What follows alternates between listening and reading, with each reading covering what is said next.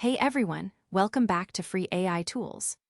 Today I'm showing you a free AI tool that turns any domain into a professional logo and gives you real vector files.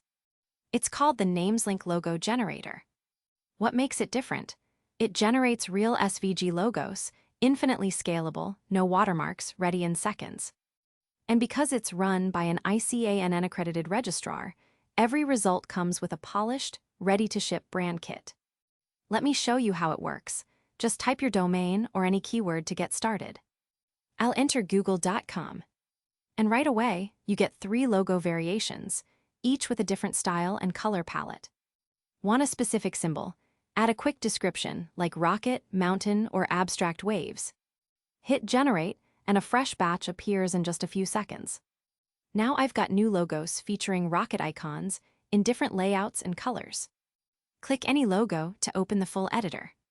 From here you can fine-tune everything, drag the icon, resize the text, swap colors, even change the font. It supports hundreds of Google fonts plus your system fonts, so you can match your exact brand vibe. And here's where it gets really cool.